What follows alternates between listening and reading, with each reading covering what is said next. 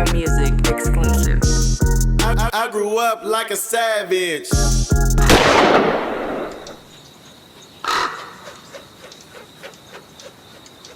Could you truly say that being inspired by the generations before you would allow you to walk into what you supposed to become righteously, right? And what I mean by that is generations got skipped.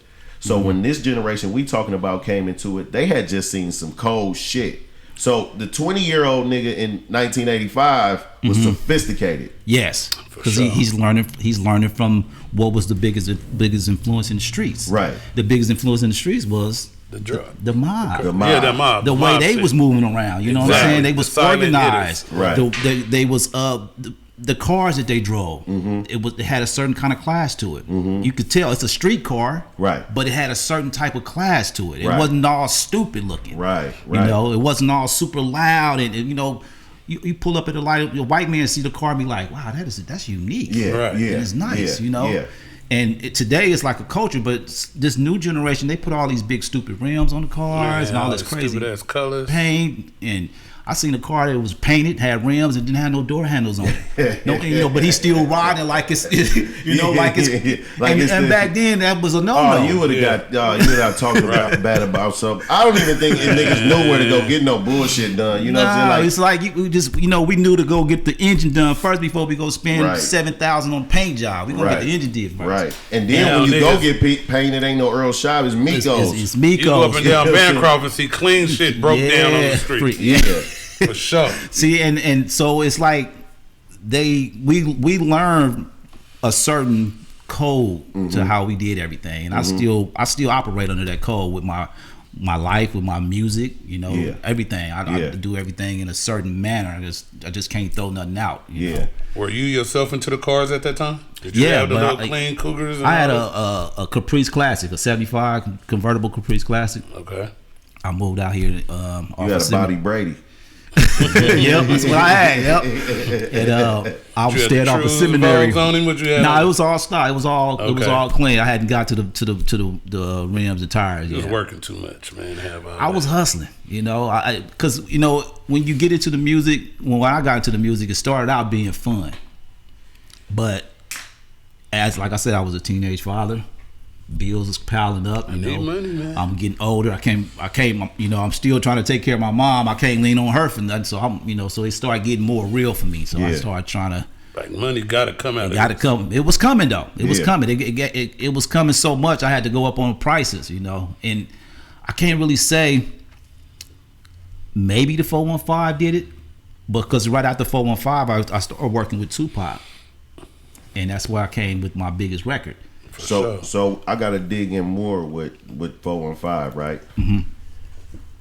So the album was 415. 415, yeah. Who did the artwork?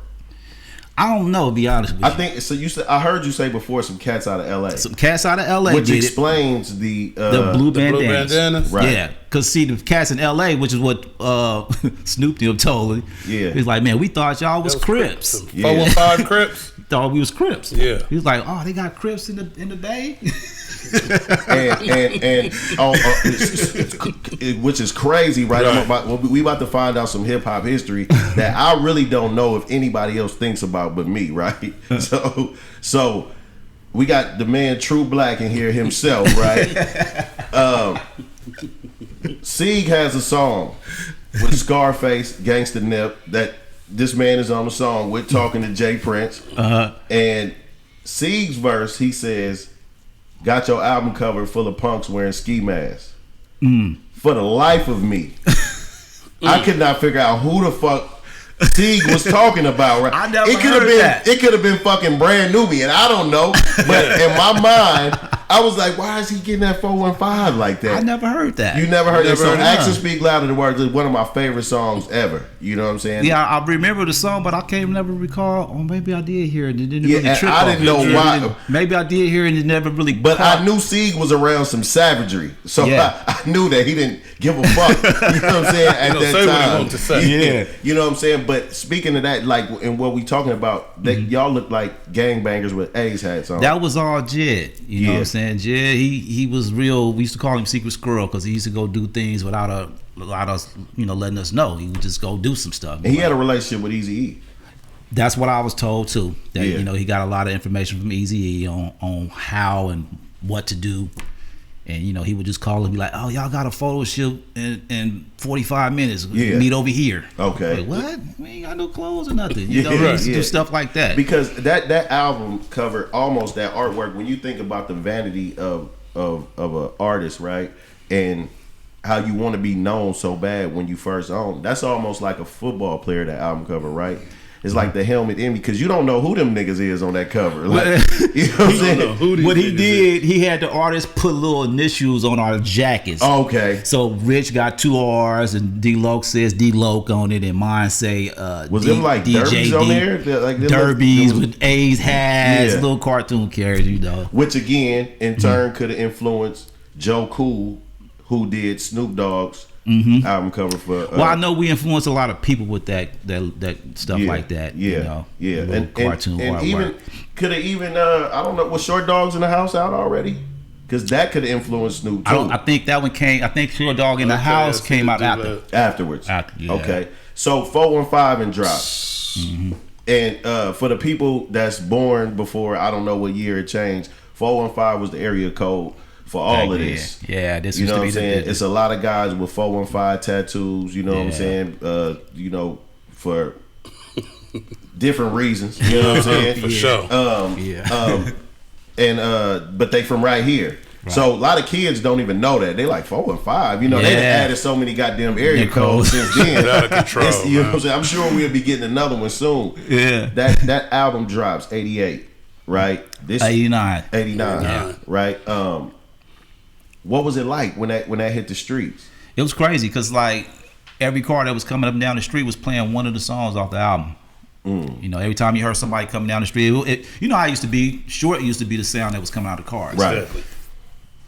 That shifted. Shifted. It's either playing groupie, sideshow, snitches, or 415. It was one of the songs off of that album that was being played. Right. And when so you have these beats. Or do you customize these beats to these raps, or are they just coming? I was doing the beats right there in the studio. So we go to the studio, and it would take me all of maybe 20 minutes to put a beat, the idea of a beat together. I would sample something and put it in a drum machine. Okay. And while I was doing that, Rich and D-Loke being in separate parts of the studio writing their verses. And that's when you said your equipment upgraded 415 and from Don't Do It. No, actually, I've been using the same equipment from 1988 up until 1998. Did you have a TR-808? I did, but I got turned on to the SB1200. SB12. So I took the sounds out of the 808 and put in my SB1200 and put that 808 to the side. Who at that time? Who was your favorite producer before you was full time going? Curtis Mayfield. Wow. Yeah. Because Wow. Curtis Mayfield was the sound of the 70s. Okay. He all the soundtracks that were all for the movies, Superfly and what's that one? Claudine. With them. So he was doing the black exploitation movies? Yes, he was doing all of the soundtracks for him, and I love that he gave you a feel of the 70s. See, I was born, I'm a 70s baby, so I grew up to hearing that kind of music, and it was a feel back then. How was that with like older, like let's just say aunts or the community? Since you talking about them, Superfly, even though it was pimping and it was what it seemed super cool. But that generation that you was creating music and your peers on the streets was looked at as menacing. Like this shit is just, it's scary to somebody that never lived it. See, I grew up in that. My father was a Vietnam vet, and he hung out with all kind of people. I mean, I remember he had some partners that was Hell's Angels. I remember burning my hand on one of their motorcycles. He had partners that were Panthers. He kind of rocked with some of everybody. So I remember being in the house I remember being in the house and bullets coming through the windows. Oh shit. Yeah, my mom was shocked when she was 7 months pregnant with me. Yeah, from all the stuff that my father was involved with. Damn. All this in So- West Oakland. Then Ghost Town at the time. It was when Martin Luther King Street used to be called Grove. Grove. We lived right off of Grove. Damn. So to somebody that don't understand that time, they can look at the whole Superfly movie and all that stuff being glorified.